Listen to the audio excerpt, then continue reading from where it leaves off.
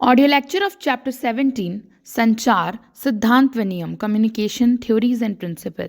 संचार प्रशासकीय संगठन की रक्तधारा है। मिलेट संचार प्रशासन का प्रथम सिद्धांत माना जाता है। मिलेट के अनुसार संचार प्रशासकीय संगठन की रक्तधारा है। फीफनर ने संचार को प्रबंध का हृदय कहा है। चेस्टर बर्नार्ड संचार की एक सुनिश्चित प्रणाली की आवश्यकता संगठनकर्ता का प्रथम कार्य है। संचार का अर्थ व परिभाषाएं मीनिंग एंड डिफिनेशंस। संचार या संप्रेषण का अंग्रेजी पर्याय कम्युनिकेशन है। इसकी उत्पत्ति लैटिन भाषा के कम्युनिस से हुई है, जिसका अर्थ है सामान्य या कॉमन। इस प्रकार संचार का अर्थ सामान्य विचारों का आदान प्रदान है। इसमें विचारों का आदान प्रदान, विचारों की साझेदारी तथा भाग लेने की भावना सम्मिलित है। संचार वह नहीं है जो कहा गया है, बल्कि संचार वह है जो समझा गया है, क्योंकि संचार प्रक्रिया संचार प्राप्तकर्ता की समझ तथा व्याख्या पर अधिक निर्भर है। सारांशतः संचार आपसी समझ शेयर्ड अंडरस्टैंडिंग है। इस प्रकार संचार का मूल अर्थ सूचना नहीं बल्कि समझ है। चेस्टर बर्नार्ड ने सही कहा है कि जो संचार समझ में ना आए उसकी कोई सत्ता नहीं होती। थियो हेमन के अनुसार संचार एक व्यक्ति से दूसरे व्यक्ति को सूचनाएं तथा समझ हस्तांतरित करने की प्रक्रिया है। मिलेट संचार किसी साझा उद्देश्य की साझा समझ है। चेस्टर आई बर्नार्ड ने संचार को परिभाषित करते हुए लिखा है, संचार वह साधन है जिसके द्वारा किसी संगठन में व्यक्तियों का एक समान उद्देश्य की प्राप्ति हेतु परस्पर संयोजित किया जाता है। संचार का कार्य: पहला सूचना, दूसरा अभिप्रेरणा, तीसरा भावनात्मक अभिव्यक्ति और चतुर्थ है नियंत्रण। संचार की प्रक्रिया process of communication. Claude Shannon और वॉरेन वीवर का प्रसिद्ध मॉडल, जिसे शैनन वीवर मॉडल भी कहा जाता है, संचार प्रक्रिया को सबसे अच्छे तरीके से प्रकट करता है। नॉइस यानी sender, encoding, message, medium, receivers, decoding and प्रेषक, संकेतीकरण, संदेश माध्यम, प्राप्तकर्ता और संकेतीकरण। शैनन वीवर मॉडल के मुख्यतः तत्व एलिमेंट्स हैं। पहला है प्रेषक यानी सेंडर, इसे स्रोत भी कहा जाता है। संचार की शुरुआत प्रेषक से होती है। प्रेषक अपने विचार, सूचनाएं, भावनाएं, मनोवृत्तियां व मूल साझा करना चाहता है।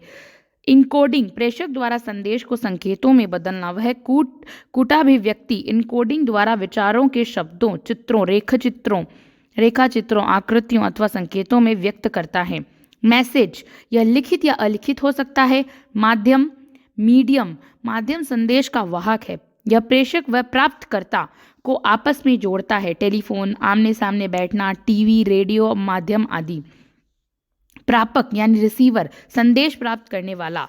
डिकोडिंग यानी प्राप्तकर्ता द्वारा संदेश को समझना। फीडबैक यानी प्राप्तकर्ता का जवाब। शोर यानी नॉइस, यह संचार प्रक्रिया के किसी भी चरण में घटित हो सकता है। शोर संदेश की उपयुक्तता या विश्वसनीयता को घटाते हैं।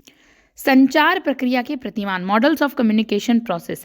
Shannon Weaver model, Shannon and Weaver model, इसे टेलीफोन मॉडल भी कहा जाता है। यह मॉडल प्रशासनिक संगठनों के संचार को तो बखूबी प्रकट करता है, पर अंतर व्यक्तित्व इंट्रापर्सनल संचार के लिए आवश्यक तत्वों का वर्णन नहीं करता। यही इसकी कमी है। सीई ऑसवुड मॉडल, यह मॉडल संचार को एक सतत प्रक्रिया मानता है। इस मॉडल में संप्रेषक व सूचना प्राप्तकर्ता दोनों ही एक क्षण संप्रेषक तो दूसरे क्षण प्राप्तकर्ता की भूमिका निभाते हैं। यह मॉडल अंतर्व्यक्तित्व संबंधों के संचार को विशेष रूप से प्रकट करता है। एनकोडिंग, व्याख्याता, डिकोडिंग, संदेश। डिकोडिंग, व्याख्याता, एनकोडिंग, संदेश। वेस्ले एंड मैकलिन मॉडल, यह मॉडल अत्यंत सरल प्रकृति का है। इसमें फीडबैक व शोर तत्वों का कोई स्थान नहीं दिया जाता और यही इसकी कमी है। संप्रेषक, इनकोडिंग, मीडियम, प्राप्तकर्ता, डिकोडिंग। लॉसवेल मॉडल, प्रसिद्ध व्यवहारवादी विचारक हैरोल्ड डी लॉसवेल का संचार प्रक्रिया मॉडल शाब्दिक मॉडल है। इसमें लॉसवेल ने ये प्रश्न उठाए: कौन कहता है, क्या कहता है, किस माध्यम से कहता है, किसे कहा जा रहा है, क्या प्रभाव पड़ता है। टाइप्स ऑफ कम्युनिकेशन, संचार के प्रकार। माध्यम के आधार पर मौखिक संचार, लिखित संचार, प्रतीकात्मक संचार। प्रकृति के आधार पर औपचारिक व अनौपचारिक संचार, प्रवाह के आधार पर अधोगामी, ऊर्ध्वगामी, क्षैतिज व तिर्यक संचार, माध्यम के आधार पर मौखिक संचार, परंपरागत व सर्वाधिक लोकप्रिय संचार है रेडियो, फिल्में, टीवी, वार्तालाप, सम्मेलन, साक्षात्कार, टेलीफोन, मोबाइल इसी श्रेणी के संचार हैं। लिखित संचार, पुस्तकें, पत्र पत्रिकाएं, आदेश, प्रपत्र, नियमावली, होर्डिंग्स, चार्ट आदि इसके रूप हैं। इसमें दूरी व समूह की समस्या नहीं रहती, पर लाल फीताशाही बढ़ती है। प्रतीकात्मक संचार, मोबाइल इमोजी, वी का निशान, गर्दन हिलाना आदि अर्थात इशारों व प्रतीकों के माध्यम से संचार करना। प्रकृति के आधार पर औपचारिक संचार, फॉर्मल कम्युनिकेशन।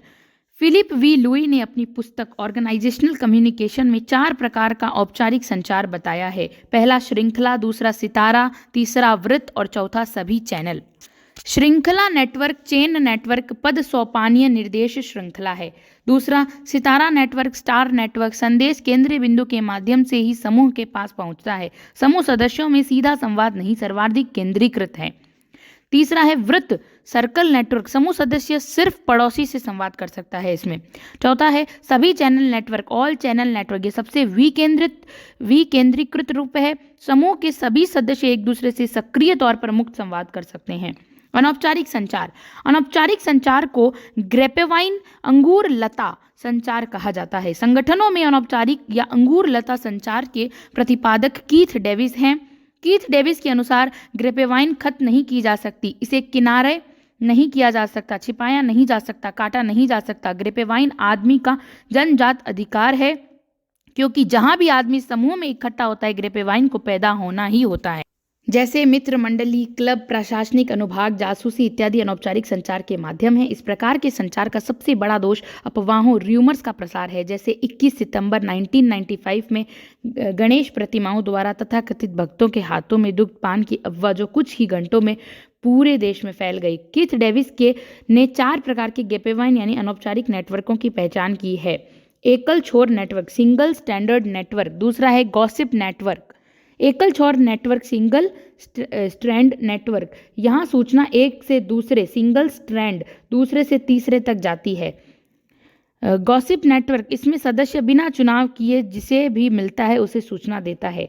प्रोबेबिलिटी नेटवर्क, संभावना या प्रायिकता नेटवर्क। प्रोबेबिलिटी नेटवर्क, सदस्य बेतरतीब ढंग से दूसरों को सूचना देता है, दूसरे अन्यों को देते हैं। गुच्छा नेटवर्क, क्लस्टर नेटवर्क, इसमें संचारकर्ता चुने हुए भरोसेमंद लोगों से सूचना देता है, जबकि कुछ अन्य को जानबूझकर छोड़ देता है। संचार नेटवर्क के सिद्धांत। मिलेट ने प्रभावी संचार के लिए निम्नलिखित 7 तत्वों का सिद्धांतों का उल्लेख किया है। पहला है स्पष्टता, संचार स्पष्ट व संक्षिप्त होना चाहिए। दूसरा अनुरूपता, संचार प्राप्तकर्ता की आशा है अनुरूप हो, अर्थात उद्देश्य का ध्यान रखें। तीसरा पर्याप्तता, संचार में सूचना पर्याप्त होनी चाहिए, न अधिक न कि कम। चौथा है सामयिकता, संचार सामयिक यानी समयानुसार होना चाहिए, लेट नहीं। पांचवा एक रूपता, संचार एक समान होना चाहिए। छठा लोचशीलता, संचार परिस्थिति अनुसार बदलने वाला भी हो। सातवां स्वीकार्यकर्ता, संचार में स्वीकार करने की सकारात्मक क्षमता होनी चाहिए। चेस्टर बर्नार्ड ने संगठन में सत्ता व नियंत्रण के लिए संचार के 7 घटकों पर ध्यान देने को कहा है। पहला है संचार के माध्यम निश्चित तथा सभी को ज्ञात होने चाहिए। दूसरा, संगठन के प्रत्येक सदस्य से संपर्क का एक निश्चित औपचारिक माध्यम होना चाहिए। तीसरा, जहां तक हो सके संचार तंत्र सीधा एवं छोटा होना चाहिए।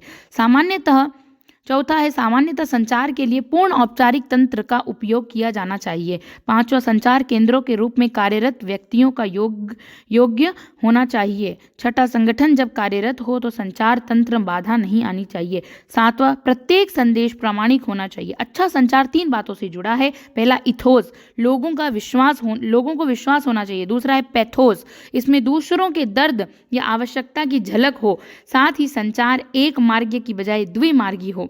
तीसरा है लोगोस, संचार में तार्किकता का औचित्य हो। विभिन्न विद्वानों का सैद्धांतिक योगदान। पहला है हेनरी फेयोल। फेयोल प्रथम प्रशासनिक विचारक हैं जिन्होंने संगठन में संचार की समस्या का विस्तृत विवेचन किया। उन्होंने पदसोपानीय व्यवस्था हायरार्की के उपजी लेट लतीफ़ी व लाल फीताशाही से निपटने के लिए तथा शीघ्र संचार के लिए गैंग प्लैंक का सुझाव दिया। इसमें विलंब टालने के लिए क्षैतिज या समस्तरीय हॉरिजॉन्टल संचार स्थापित किया जाता है। गैंग प्लान का शब्दकोशीय अर्थ होता है नाव के अंदर या बाहर चलने के लिए लकड़ी का उठाऊ तख्त। हर्बर्ट साइमन ने संचार को ऐसी सतत प्रक्रिया माना है जिसके द्वारा संगठन में निर्णयों को एक सदस्य से दूसरे सदस्य तक पहुंचाया जाता है। चेस्टर बर्नार्ड की तरह साइमन ने भी सूचना को भेजने के लिए संचार के अनौपचारिक मार्गों ग्रेपेवाइन पर बल दिया है। उसके अनुसार अनौपचारिक संचार व्यवस्था संगठन के सदस्यों के सामाजिक संबंधों के इर्द गिर्द निर्मित होती है। साइमन ग्रेपेवाइन संगठन में जनमत के बैरोमीटर के रूप में मूल्यवान है। अगर प्रशासन इसे सुनता है तो यह उसे मुद्दों से परिचित करवा देता है जो संगठन के सदस्यों में दिलचस्पी का विषय बने हुए हैं और यह भी बता देता है कि उनका इन मुद्दों को लेकर रुख क्या है। चेस्टर बर्नार्ड ने संगठन को एक सहकारी व्यवस्था कोऑपरेटिव सिस्टम माना है। उन्होंने संगठन के निर्माण में 3 तत्वों की भूमिका मानी है। समान उद्देश्य कॉमन पर्पस, दूसरा है सहयोग की इच्छा विलिंगनेस टू कोऑपरेट, तीसरा है संचार व्यक्तियों के मध्य संचार communication between individual. Chester Irving Barnard 1886 से 1961 मूलतः संयुक्त राज्य अमेरिका के प्रशासनिक विचारक हैं। इन्होंने भी मेरी पार्कर फॉलेट की तरह संगठन को एक सामाजिक व्यवस्था के रूप में देखा।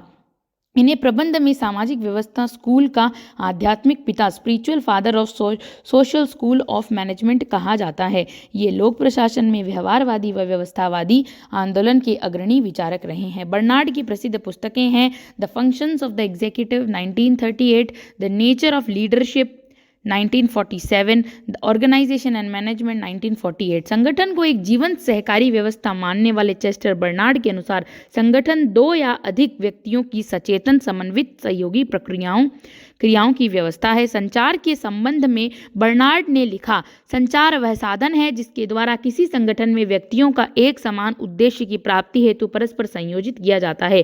सत्ता की स्वीकृति विचारधारा के प्रतिपादक बर्नार्ड के अनुसार संगठन के सदस्य सत्ता को तभी स्वीकार करते हैं जबकि पहला संचार आदेश को समझ गए हों, दूसरा संचार आदेश संगठनात्मक उद्देश्यों से संगत हो, तीसरा संचार आदेश सदस्यों के निजी हितों के अनुकूल हो, चौथा अधीनस्थ संचार आदेश का पालन में शारीरिक व मानसिक रूप से सक्षम हो। बर्नार्ड की सत्ता की स्वीकृति विचारधारा मानती है कि सत्ता उच्च अधिकारियों में समाहित नहीं है और न ही यह ऊपर से नीचे अप टू डाउन प्रवाहित होती है, बल्कि यह अधीनस्थों की स्वीकृति पर निर्भर है।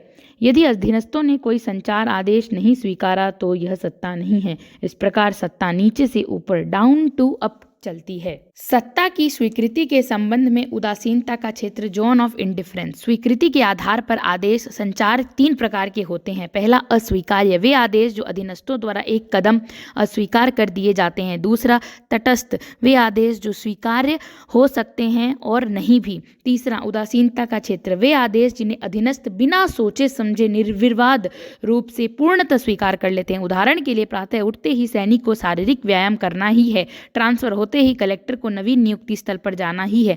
वे इस कार्य के लिए उच्च अधिकारियों के आदेशों को चुनौती नहीं देते। संचार का संगठन का प्राथमिक सिद्धांत मानने वाले चेस्टर बर्नार्ड प्रशासनिक की अधिकांश गतिविधियों को इसी में सम्मिलित करते हैं। उनके अनुसार संगठन की योजना, सत्ता विभाजन, कार्मिक प्रबंध तथा अनौपचारिक संगठनों में संपर्क सभी संचार की प्रक्रियाएं हैं। अतः संचार स्पष्टतः, त्वरित, संपूर्ण, अधिकृत, सुव्यवस्थित, निश्चित व प्रत्यक्ष होना चाहिए। वस्तुतः बर्नार्ड की दृष्टि से संगठन संचार व्यवस्थाएं ही है। संगठन में कार्यकारी अधिकारी के कार्यों में बर्नार्ड ने 3 प्रक्रियाओं का महत्वपूर्ण मानते हैं। पहला, प्रथमतः संगठन में संचार की स्थापना करना। दूसरा, एकाकी व्यक्तियों से आवश्यक सेवाएं प्राप्त करना। तीसरा, संगठनात्मक उद्देश्यों व लक्ष्यों को प्राप्त करना। चौथा है नॉबर्ट विनर साइबरनेटिक्स की दुनिया में अग्रणी विचारक हैं। साइबरनेटिक शब्द ग्रीक भाषा के शब्द काइबरनेट्स से लिया गया है, जिसका तात्पर्य है नाविक या कर्णधार। साइबरनेटिक्स का तात्पर्य है संचार तथा नियंत्रण व संतुलन की व्यवस्था। इस प्रकार साइबरनेटिक संचार या नियंत्रण का वह विज्ञान है जो मशीनों तथा इलेक्ट्रॉनिक इलेक्ट्रिक उपकरणों की कार्यप्रणाली का मनुष्य के मस्तिष्क से तुलना करता है। इसकी विशेषताएं हैं, पहला, यह अंतर्विषयी दृष्टिकोण पर आधारित विज्ञान है जो जटिल संगठनों में संचार प्रक्रियाओं का अध्ययन करता है। दूसरा, यह संगठन को एक व्यवस्था सिस्टम के रूप में देखता है, अतः इसका संबंध व्यवस्था उपागम नियंत्रण सिद्धांत से है। तीसरा, यह आधुनिक संगठनों में मानव तथा मशीन कंप्यूटर के सहजीवन सिम्बोइज्म का भी अध्ययन करता है। चौथा, इसमें भी इनपुट आउटपुट प्रोसेस फीडबैक जैसी प्रक्रियाएं होती है।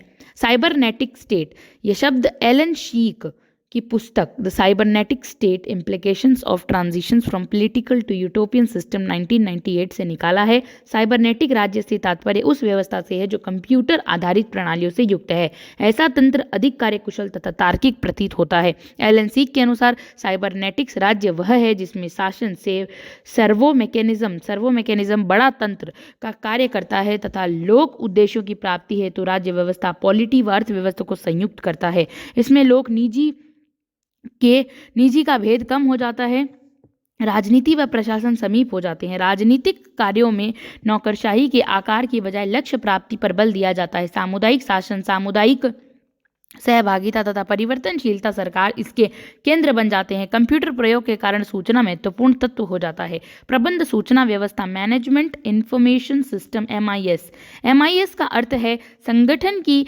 संचार प्रक्रियाओं में सूचना तकनीक इंफॉर्मेशन टेक्नोलॉजी का प्रयोग। इसमें सूचना को पैदा करना, प्रोसेस करना व भेजना शामिल है। यह समस्या समाधान, निर्णय निर्माण व योजना निर्माण में प्रबंधकों की मदद करता है। सरल शब्दों में MIS प्रबंधकीय कार्यों को पूरा करने के लिए आंकड़ों के संग्रहण, प्रसंस्करण, भंडारण तथा प्रसार करने की नियोजित प्रणाली है। MIS संचार की वह प्रणाली है जिसमें सूचनाएं एकत्रित की जाती है, रखी जाती है तथा संगठन में नियोजन, प्लानिंग, संचालन तथा नियंत्रण से संबंध निर्णय के लिए पुनः उपलब्ध की जाती है।